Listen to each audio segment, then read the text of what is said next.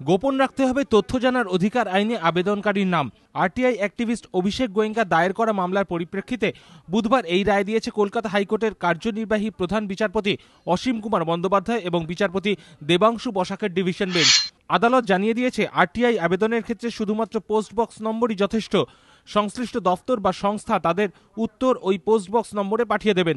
যদি কোনো কারণে একান্তই আবেদনকারীর নাম ও পরিচয় জানার প্রয়োজন হয়, তবে সংশ্লিষ্ট সংস্থা বা দফতরকে তা গোপন রাখতে হবে। কখনোই তা ওয়েবসাইটে প্রকাশ করা যাবে না।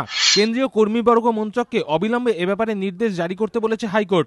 2005 সালে পাশ হয় তথ্য জানার অধিকার আইন, কিন্তু শুরু থেকেই আরটিআই অ্যাক্টিভিস্টদের ওপর হামলা, এমনকি খুনেরও অভিযোগ উঠেছে। উত্তাল হয়েছে সংসদ।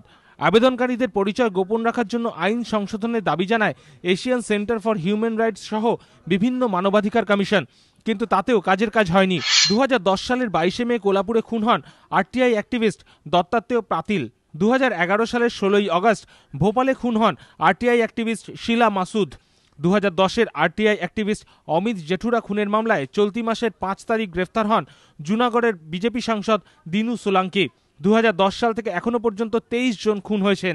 এই পরিস্থিতিতে আরটিআই অ্যাক্টিভিস্টদের নাম ও পরিচয় গোপন রাখার আর্জি জানিয়ে কলকাতা হাইকোর্টে মামলা করেন অভিষেক গোয়েঙ্কা।